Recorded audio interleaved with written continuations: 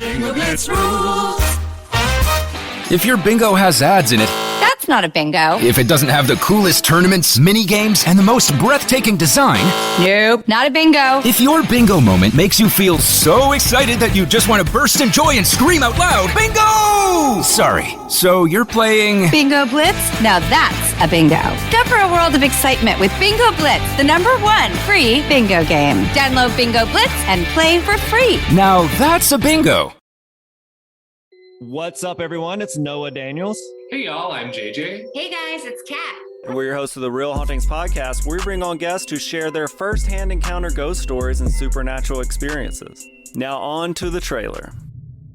I've been warned to not tell this story, but I think because of the way it ends, it's okay to tell this story, because some people say that with certain entities, to like speak of them or talk about them or in any way like portray them as powerful will attract them to other people. The creepiest thing about it to me is a lot of times it would wait for me to notice it. Like, it would just lay its arm out like this, and then I'd be like, where is it? Where is it? And then I'd see it, and then it would just slither back. For more information on the Real Hauntings, Real Ghost Stories podcast, make sure you check out real.fm to learn more about our podcast and many other amazing podcasts. With something like 5 million podcasts, finding a really good one can take a ton of time. So let me recommend one. It's called Something You Should Know. I'm the host, Mike Carruthers, and in each episode, we discuss topics that can be really helpful, like how to read people better, the psychology of crowds, or fun things like the story of Legos, or why you probably wouldn't be here if it weren't for horses. Something You Should Know is the name of it, wherever you get your podcasts.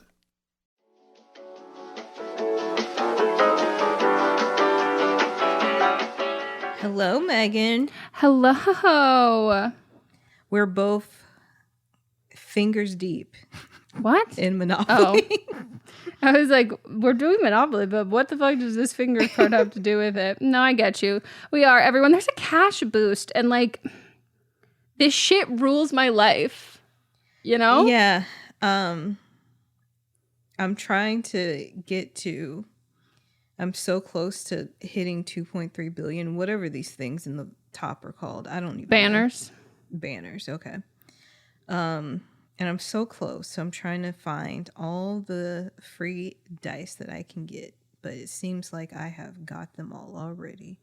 I don't even know if it's worth it to use my coins just to see if like I can do something with them. Or if I should just wait till I roll over till cash. But how are you doing? I'm doing pretty good. That's good. Except the fact that I pulled a muscle in my rib area. Because I have not been sleeping well. Do I ever sleep well? No. But I've specifically been falling asleep at like 4 a.m. and then waking up at 8, if that. What's going on, Megan? But I just get... So I keep telling Mods, I was like, I need you to like not fall asleep on the couch. And I also need you to not just be like, I'm going to go to bed, meet me. Like, and then I'll be like, oh, I'll meet you in bed. Like, you can't like, just don't take that for an answer. Be like, no, we're going to bed now. Like, I need someone to like help me like actually go to bed. And so then I was thinking too, I was like, I need to tire my body out because that's how people with ADHD. That's like how you can actually fucking sleep. And that's how I can sleep. Yeah. Anytime you say something, I'm like, do I have ADHD? It's by osmosis. But also like you're ADHD is like a distracted and busy mentally, not by choice, but you're also very busy by choice. You know what I mean? Like you've got all of those things to like shut off your brain and your body. But the issue is with POTS, I can't like do a bunch of physical stuff and with like long COVID. So like that's hard to tire out my body. But we've been, I don't even know, but like basically we had removed I'm calling it a water feature, the water feature of the house. And there was a big old hole. And this happened while we were like, there was a day where we had guys come and we're moving all of the dirt from the front of the house where they dropped it off to the hole where it needed, that's my overalls, to the hole where it needed to go. And then while I was recording the podcast, I guess there were some like lumps and it was pretty uneven and they like brought a tool to kind of flatten it in. And it turns out I would have probably been like, I don't think we need to do this. We should probably investigate. It's clay. So not all dirt, but just the big, brought in. Not all of it, but just like the big parts that like weren't laying flat, that were like kind of lumpy and stuff, like were clay. And so they pounded it out. And so then we essentially created a mud slip and slide and like just a luge. And I realized it because once it dried, I'm like, we're in the Sahara Desert. Like this is like, there's the deep cracks and shit. So it's clay on top of dirt. Yeah. And so I've had to break up all of the clay and to then remove it, because otherwise everything's going to die, because it doesn't absorb any water. And we had, Mont said, like, hired those guys to like with the machine push all of this down and flatten it, because it was going to rain later that day. And I was like, oh gosh, like we actually made it far worse for the rain, because it just is straight down. Is this the dirt you got off from somebody giving it away for free? Yeah. And so like a lot of the dirt in like we have clay in like our dirt here, but it's okay if it's in like larger clumps mixed up. But once you create a long flat surface of it, there's nothing to get in at any point. So like it just lays on top of all of it, like as a barrier. So like there's clay within the dirt, like, and there's clay in the dirt if you just keep digging anywhere here. But it's not in slabs and sheets. So I've had to do that, and I've broke it all up, and then I've also been like taking these like heavy chunks of it and then putting it in like buckets and bins and stuff so we can get rid of it. And so if it rains on that, like whatever, that's fine. It's not going to basically direct it straight to our house. And I moved a little too ferociously, and that's how I pulled a muscle. Was anyone home when this happened? Well, of course not. Megan, I know. Next time you do something, can you just call me and say, Melissa, come over here? I mean, I'll just video. Wait, I was going to show you. I have like ring footage I'm not going to help of me do it. No, that's fine. I will sit there with my computer doing other work. I know. Hey, well, Mott's is going out of town soon. I'll figure out what day and you can come hang out. Well, we have other things to do that day too. Well, I think he'll be gone for a couple days. Okay. Maybe. I don't remember. But I like feel so productive and so great when I do that. And I was pretty good at pacing myself. I was like intermittently taking my betas and all that stuff. So Mats was like quite impressed when he came home. He was like, damn. I was like, yeah, look at me. Just absolutely crushing it. Honey. That's stuck in my fucking head. It's always stuck in... Well, Tyrant is always stuck in my head. Which part? Just the whole song. Okay. That's impressive. But that is also... They're all stuck in my song, but mostly it's Tyrant. Yeah, right. And then I'm just like, why don't I just turn it on so then it's not stuck in my head and I can just keep moving. Earlier this week, mine was, hello, girls. Hello, Beyonce. Like, I just... There's what word did she just recently, or not, I say this just recently, on the album, she said one word that I was like, God, the way she says it was just so crispy and clean. I can't remember what it was, but it was in, I think it was at one of the ones she says at the end of Texas Hold'em, where she's like, Spurs. You know what I mean? That, yeah. I'm trying Boots. to remember. Oh, Boots. Spurs. It was Boots. The crisp little T. I could hear her cross the T. I was like, oh, it just tickles my ear in the best way fucking possible. So that's what I've been listening to. But I was also going to tell you that I got Mats into the show that I knew he would love for so fucking long. And I was so right. And I get to watch him be shocked, bamboozled by this and constantly be like, I had no idea that that's what this show was. And that's what I think is one of the few perks about being in a heterosexual relationship is the moment you get few perks. where you get to introduce your partner to Desperate Housewives. Amazing. He had no idea that there was even murder in it. In the first few seconds. I know. And he literally audibly went, gasped. And he turned to me, he goes, is that real? And I was like, that's the entire premise of the show, babe. She kills herself and we're trying to figure it out. When you finish Desperate Housewives, then you need to go to Devious Maids because it's Mark Cherry. Same thing, but like same vibes. After I watched, because I didn't know it was him, and I watched like the first 5 episodes because Allison was like, I can't believe you haven't seen this show. It's right up your alley. I start watching and I was like, this feels like Desperate Housewives, but like the next level. And then I saw it was his name and I was like, great. But it's so good as well. But then you like, there's so many soap stars on. I was gonna say, and then he did Why Women Kill with Leo. Yep. Who is now on Days of Our Lives. He made his debut last week. Love my boy. I can't remember. I don't think I ever finished Desperate Housewives. I didn't either. I felt, because it started coming on when I was in high school. And then I was in college, and when you get in college, like things kind of just fall off. Yeah. And so I think the last season I watched was the one with Alfre Woodard was in it. She came in when I think her son was like locked in the basement or something. Oh, I remember that. And then I don't remember anything after that. Yeah, I don't remember oh my God. Bitch, the way that you just said her name and I pulled her up and I went, oh, I know this woman. And yeah, her kid was locked in the basement. I don't think I ever found out why, but I remember him being locked in the basement. Yeah, I don't remember what season got to. Let's see. There was a lot, but mine was similar. So like it was selling her designer home in Santa Monica for $2.7 million. Congratulations. Desperate Housewives. Okay. You just look at her IMDb. Yeah. 2005, 2006. Oh, that's the second season. Oh, then I definitely got past that. Yeah. As a podcast network, our first priority has always been audio and the stories we're able to share with you. But at Realm, we also sell some pretty cool merch, and organizing that was made both possible and easy with Shopify. When you think about successful businesses like Aloe or Allbirds or Skims, an often overlooked secret is the business behind the business that makes selling and, for shoppers, buying simple. For millions of businesses, that business is Shopify. That's because nobody does selling better than Shopify. It's the home of the #1 checkout on the planet. And the not-so-secret secret that's definitely worth talking about is that Shop Pay boosts conversions up to 50%. That's more happy customers and way more sales going. If you're hoping to grow your business, your commerce platform better be ready to sell wherever your customers are scrolling or strolling, on the web, in your store, in their feed, and everywhere in between. Businesses that sell more sell on Shopify. Upgrade your business and get the same checkout we use with Shopify.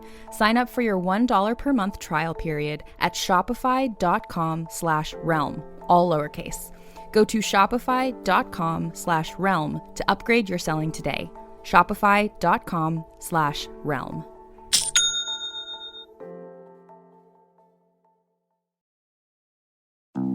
Hi, I'm Jennifer, a founder of the Go Kid Go network. At Go Kid Go, putting kids first is at the heart of every show that we produce. That's why we're so excited to introduce a brand new show to our network called The Search for the Silver Lining, a fantasy adventure series about a spirited young girl named Isla who time travels to the mythical land of Camelot. Look for The Search for the Silver Lining on Spotify, Apple, or wherever you get your podcasts. Merry Christmas, everybody! My name's Eric Peterson. I'm here with my good buddy, Danny Jordan. And we are the hosts of Christmas Countdown Show. We're so thrilled to be bringing the merriment to you all this holiday season. On Christmas Countdown, we love to count down our top 10 favorite things related to the holiday season. That could be food, movies, music, everything that we all love about this massively merry good time. So wherever you get your podcasts, make sure you click that subscribe button. Eric, are you ready? I am ready, and we hope that you are too. Merry Christmas, everybody! Let's go! Well, there's just so much shit that happens that like I don't always entirely remember. But he's also like so like he's constantly asking questions like, so like what was like the cast drama, the Felicity Huffman stuff? And I was like, babe, you have to remember that like I watched this on like Netflix. Like I was not a part of like let alone watching this live, no. But I also like was not consuming the pop culture surrounding it live. Like I was a child when this came out. And so I was like trying to look up a lot of this stuff, and I just knew that they didn't like the cast didn't get along. But one of the things that I read was that they all did a cast they did a wrap gift with everyone's name except for Felicity Huffman. And I was like, no, not Felicity Huffman. I was gonna say, I feel like she was in the. No, she was in the circle. Yeah. Susan, God damn it. Terry Hatcher. Except for Terry Hatcher. And I was like, oh, there's no mistaking that. That is deep beef then. So Terry Hatcher, I was a big fan of Lois and Clark, The New Adventures of Superman, which was kind of where she got her, I'd say like prime time. She'd been in movies and stuff. And so I was a big fan of hers from that. And so I was happy when she got this show because she hadn't really worked in a while. But then I heard she's a major bitch. And even on Lois and Clark, yeah, that she guy was a said major bitch, even though Dean Cain is raging Republican. I'm But, sure. but he seems like he seems very nice. Like a lot of people like him. Yeah. Like, what's his name? That Utah man. You have to be a little bit more specific. It's not Mitch McConnell, but it sounds like Mitch McConnell. McCain. Yeah. John McCain. John McCain. Yeah. Yeah, that Republican vibe. Yes. And so when I was at UCLA, I had a professor. I think he was he would have been a directing professor, and he was talking about how he worked on Lois and Clark.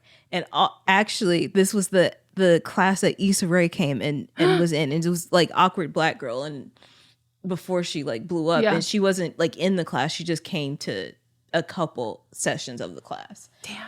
And so he was talking about how he was on a show that the actress was a major bitch. He didn't say bitch, but we all caught the vibe. And he was talking about how like on TV, the directors are just kind of like there. They switch out week to week. Everybody else is like set and know their character, know the characters. But the directors are the ones that are never like fully there. They change every week. And so he had asked the actress to move a little bit to the left. And then she said, you move the fucking camera to the left instead of her moving. And then Issa raises her hand and goes, was it Terry Hatcher?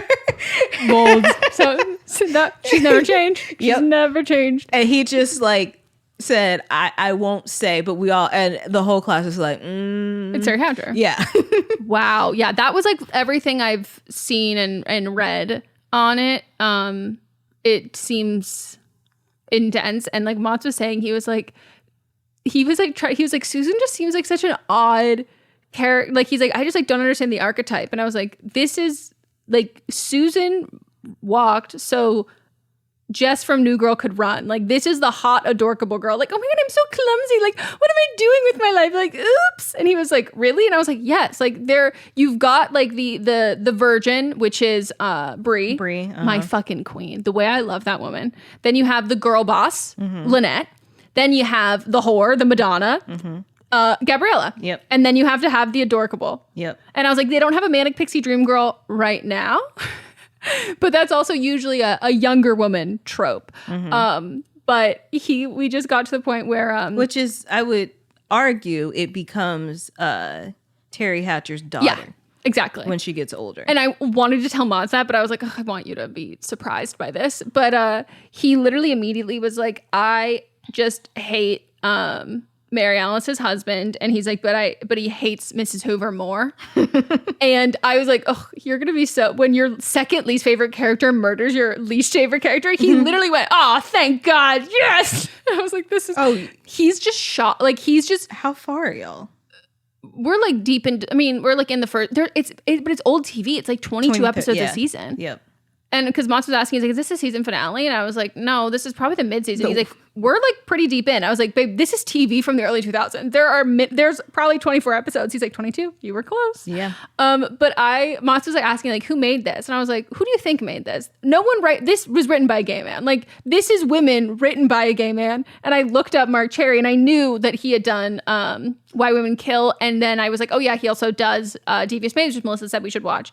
And I look him up, and the first thing I see is a conservative Republican gay man, but he said Trump was too far. And I was like, this actually checks out. It 100%. Checks out some. Yes, same. When I looked him up as well, he also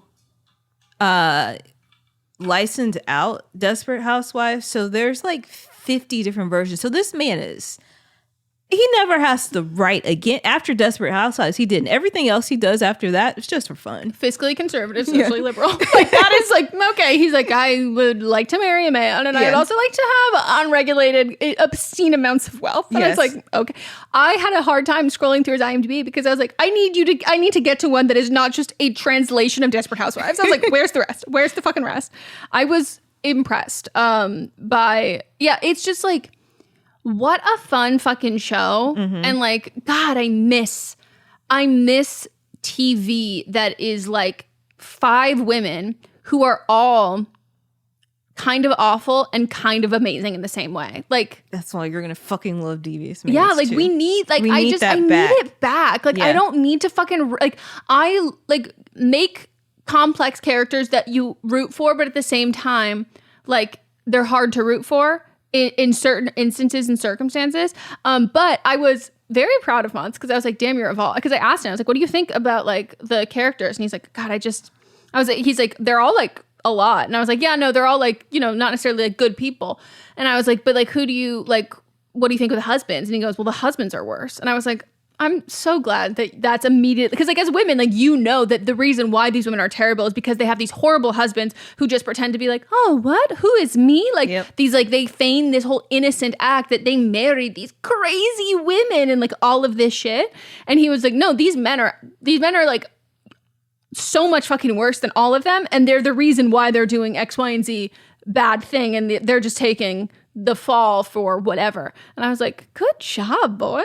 Very good work. But he's like, right now he really likes Mike Delfino. And I was like, oh, you're in for a treat. But it's so good. I actually haven't finished the last few episodes of Devious Maids because I don't want it to end, but it's got to end at some point. So I got to finish that, and then I'll revisit Desperate Housewives. I would love to know from people who've also watched Desperate Housewives, like, not knowing logistically where they filmed the TV show, like, what is the vibe that you get from like the location? Because I was like trying to figure it out, because at first I was like, is this supposed to be Connecticut, like Eagle State? But then they mentioned like flying to New York, and right now I went on a Reddit post and it's clear that they like didn't they weren't dropping clues to where it's set. They're just saying everything, because everyone's saying, based on everything they've said about like proximity to other places and how they get there, the only place it could really be is like Tulsa. And they're like, I don't think it's fucking set in Tulsa. Like, that's not the point. And it wasn't like they intentionally did it. It literally could be set, like, not like in Tulsa, but like it could be in Tulsa. I could see that. Yeah. I could see it in Kansas, like the Kansas City, the weather part, or I could even like my hometown area, Northwest Arkansas. Like, but no accents. A lot of people don't have accents there. True, but I would think if it's more suburban, you would have more accents, because like less. No, there's really not like. And I told you when I was in college, I did a paper on comparing my neighborhood to the characters, and then like I broke down people in the neighborhood that it fit, and then that week they found an old lady's dead body, like, that we used to see walking around the neighborhood all the time. And then one day I pulled into my driveway, and this was when I was in high school. I pulled into my driveway, and like I saw cops, and they came and asked me if I'd seen her. And I was you have never told me the story. Hey everyone, join me, Megan Rinks. And me, Melissa DeMonts, for Don't Blame Me, But Am I Wrong? Each week, we deliver 4 fun-filled shows. In Don't Blame Me, we tackle our listeners' dilemmas with hilariously honest advice. Then we have But Am I Wrong, which is for the listeners that didn't take our advice. Plus, we share our hot takes on current events. Then tune in to See You Next Tuesday for our listener poll results from But Am I Wrong? And finally, wrap up your week with Fisting Friday, where we catch up and talk all things pop culture. Listen to Don't Blame Me, But Am I Wrong on Apple Podcasts, Spotify, or wherever you get your podcasts. New episodes every Monday, Tuesday, Thursday, and Friday. Do you love Disney? Then you are going to love our hit podcast, Disney Countdown. I'm Megan, the Magical Millennial. And I'm the Dapper Danielle. On every episode of our fun and family-friendly show, we count down our top 10 lists of all things Disney. There is nothing we don't cover. We are famous for rabbit holes, Disney-themed games, and fun facts you didn't know you needed, but you definitely need in your life. So if you're looking for a healthy dose of Disney magic, check out Disney Countdown wherever you get your podcasts. Bitches on Comics is a bi-monthly interview podcast where we talk to the coolest LGBTQ plus folks and women in comics and pop culture. Our unique perspectives and welcoming nature have earned us the honor of being named a Best Comic Book Podcast by Book Riot, Screen Rant, The Mary Sue, Comic Book Herald, and Comic Book Couples Counseling. Bitches on Comics is hosted by moi, Monica Estrella Negra, filmmaker, writer, and co-founder of Audrey's Revenge Film. And me, S.E. Fleenor, comic and pop culture nerd and culture critic with writing in The Independent, Vice, Electric Literature, Star Trek, and so much more. We're also both voting members of Gallica, the Society of LGBTQ plus entertainment critics. Join Bitches on Comics for in-depth, hilarious, and heartfelt conversations with the likes of Stephanie Williams, Leah Anderson, and the late, great Rachel Pollack. Listen to Bitches on Comics on Apple Podcasts, Spotify, or wherever you get your podcasts. Or tune in at bitchesoncomics.com. New episodes every other Wednesday. They're okay. So there's this old lady that lived in my neighborhood, like I'd say like 70s, 80s. She would walk. I would see her on her walks when I was in high school. She went back home, and then like one day there was just cops walking around the neighborhood, and I was like, what's going on? Cops asked me, they're like, hey, have you seen this lady? I said, like, I see her walking around, but like I haven't seen her recently. And they were like, okay.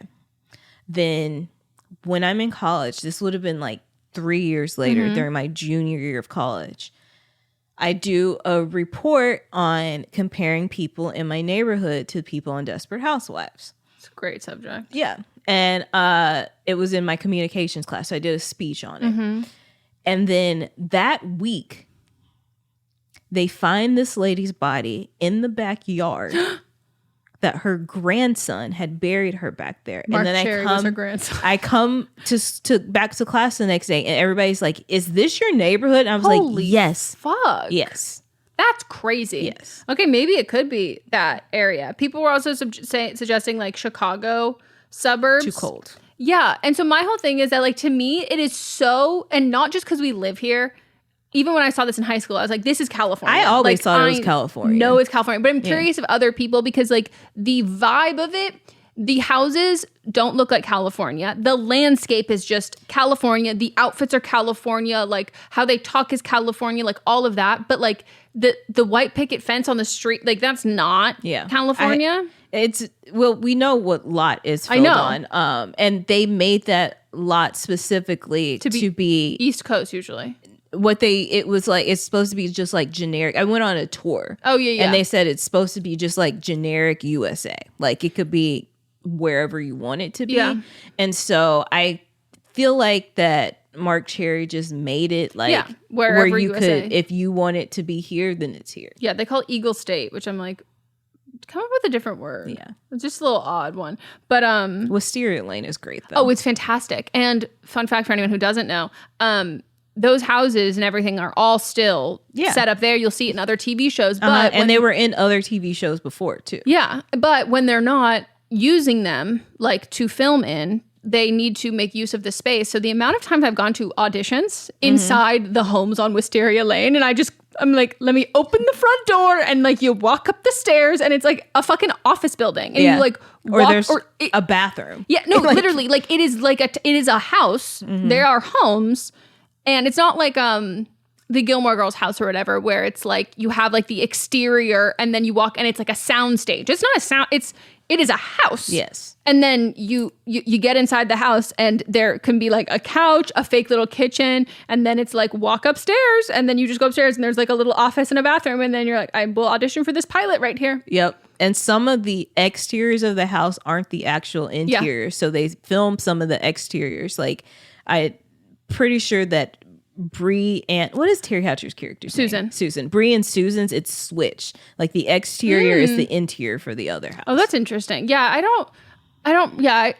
it's such a cool, I recommend to anybody like tourist things to do in LA. Like studio tours are very cool. Like I think they're just so fascinating, especially with the ones like that are like practical, that are like, oh, this isn't just like cardboard and like a rickety light bulb hanging. Like this is like, they've really created the fantasy of it, which I just think is like so cool. And it like weirdly makes me miss those lots, even though getting to auditions there when they have to have the fucking printed out map, and then they highlight and draw and where they you tell need to you. go. And you're like, I'm so bad at it that like all of the guys there know that, and they'd be like, "Do you want me to pull up the golf cart?" And I was like, "Could you?" And then they drive me in the golf cart there because I have gotten lost so many times. Or an actor's leaving and they see you like looking lost, and they were like, "I just came from there. Let me take you." And you're like, "Okay." Yeah. Fucking stressful. When I first moved here and I didn't have any friends yet, I went on all the tours. Was All Sydney of them. Sweeney your tour guide? Oh yeah. I remember her. Yeah, she's great. It's crazy how quickly she got picked up to be an actress from that too. It's impressive. Youngest tour guide in history, they say. Crazy. So, what's been new with you? I've been working on we start filming the film at the end of this month. I forgot it's spring. Yeah. So we are breaking it up. Actually, we're going to do a short film first. Oh, smart. And then finish getting funding because we're very close to funding for what we need for the full thing, but we're not quite there yet. But there's a lot of grants that we can get as finishing funds that we can't apply for yet. Smart. And so, so we're going to do it as a short. So we'll film for 3 days and then finish it up when we get the rest of the money. Hell yeah. Yeah. Wow. Where you guys are you, actually, never mind. Don't say where you're filming. We're filming at I can just say we're filming at a record studio. Oh, cool. Yeah. For all the short. But most of it takes place. Like Gabe wrote it specifically so it could be a small footprint. Lower budget, so it's all set in an airplane. It's mostly set in one location. Oh, nice. That's exciting. Yeah. What are you gonna wear on your first day? I don't know. At this point, I know because you're not a heel girl anymore. I mean, like I'm still in your heart you are. I'm in my heart I am, but because the set is gonna be so small. Oh, too loud. It's too loud, and I'm gonna have to be moving around a lot. Yeah. So, as the EP of the whole thing, so with your little headset, I know. So it's gonna be great. It's gonna be fun. And we're gonna have a good time, and we're gonna get it done. And I am so excited for all of you. Yeah, it's gonna be amazing. I'm excited. We'll be in touch with you about something when we do the feature for sure. I'm around. Okay. I'm actually incredibly busy and like super unavailable. Oopsies. Oopsies. Yeah, that's what I've been up to. And hopefully I got I did a little sneakeroo, people. And a sneakeroo? Sneakeroo. And I there was a company that is making some things. I won't tell y'all in case it doesn't come through. So I friended some people that work at the company on LinkedIn, asked one person some real and she was spilling the tea on everything. I just said, "Hi, how do you like working for this?" And she spilled tea on everything. And so then she was like, so they were hiring for this one position where not really something I wanted to do, but something that I have experience with because they wanted somebody that has worked for like a publishing company, and I've worked for all 3 big ones, the top 3 ones. They wanted somebody that like knows screenplays and scripts. I know all that. They wanted somebody that's worked in production. So I clearly checked all the boxes this job, but I knew I was late applying because there was only LinkedIn. When you apply for jobs, it tells you how many people have already applied. Ugh. So like 100 people had already applied. Oh my God. SAG, don't do that for auditions. I don't need to know. I don't need to fucking know. And so, but I knew that I was qualified, but I knew by the time they got to my resume that, that the position would already be filled. Yeah. And 2, like I didn't want the job anyway.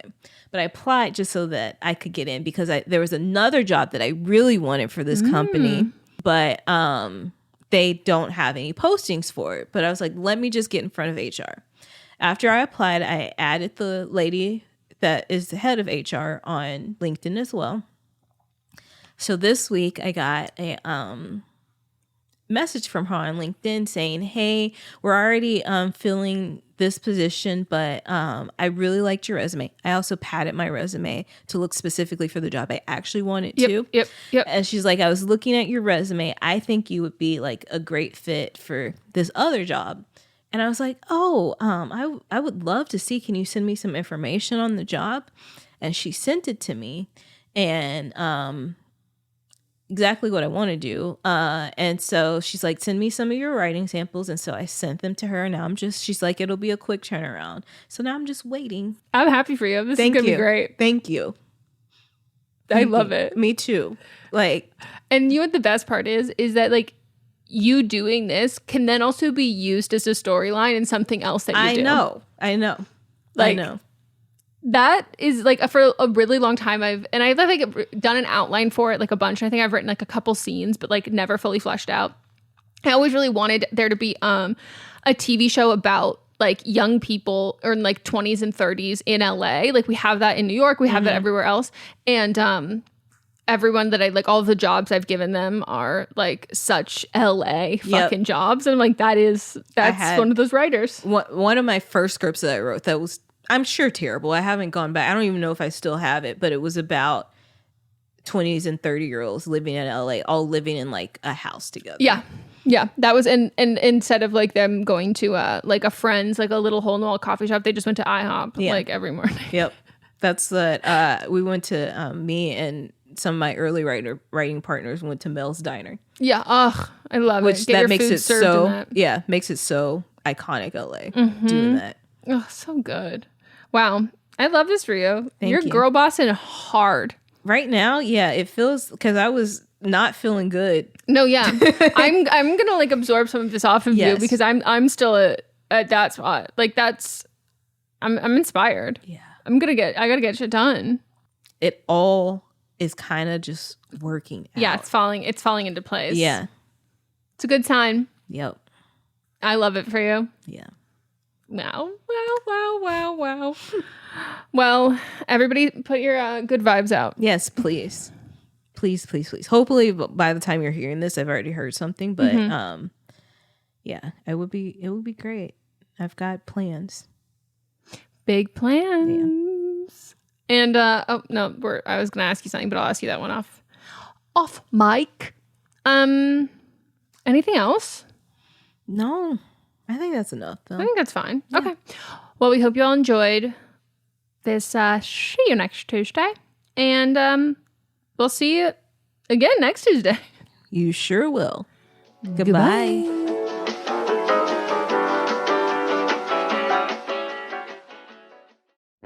Welcome to the small town of Chinook, where faith runs deep and secrets run deeper. In this new thriller, religion and crime collide when a gruesome murder rocks the isolated Montana community. Everyone is quick to point their fingers at a drug-addicted teenager, but local deputy Ruth Vogel isn't convinced. She suspects connections to a powerful religious group.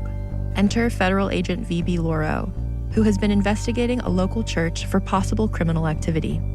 The pair form an unlikely partnership to catch the killer, unearthing secrets that leave Ruth torn between her duty to the law, her religious convictions, and her very own family. But something more sinister than murder is afoot, and someone is watching Ruth. Chinook, starring Kelly Marie Tran and Sanaa Lathan. Listen to Chinook wherever you get your podcasts.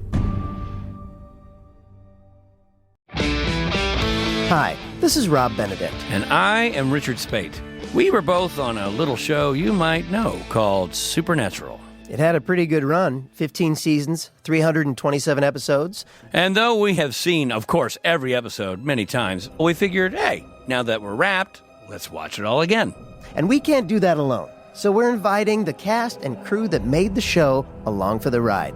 We've got writers, producers, composers, directors, and we'll of course have some actors on as well, including some certain guys that played some certain pretty iconic brothers. It was kind of a little bit of a left field choice in the best way possible. The note from Kripke was, he's great, we love him, but we're looking for like a really intelligent Duchovny type. With 15 seasons to explore, it's going to be the road trip of several lifetimes. So please join us and subscribe to Supernatural Then and Now. I'm Brennan Storr. I'm Paul Bestall. We're the Ghost Story Guys. And every 2 weeks, we explore first-person stories of encounters with the paranormal from all around the world. Then we have some fun reacting to those stories. We like to say our goal is to scare the hell out of you, then make you laugh. Belief in the paranormal is not required. All you need is a love of great storytelling and curiosity about the world around you. Subscribe to the Ghost Story Guys now on your favorite podcatcher to hear episodes like High Strangeness in Chicago, The Mystery of Missing Time, and The Haunting of Vietnam, along with dozens of others. We've talked about mythical bridges, doppelgangers, haunted seaside towns, and so much more. Remember that story about the guy who was trapped inside a dream and something was hunting him? That was upsetting. Yes it was. Want us to help ruin your sleep? Come find the Ghost Story Guys on Apple Podcasts, Spotify, and everywhere else fine podcasts live, or at ghoststoryguys.com.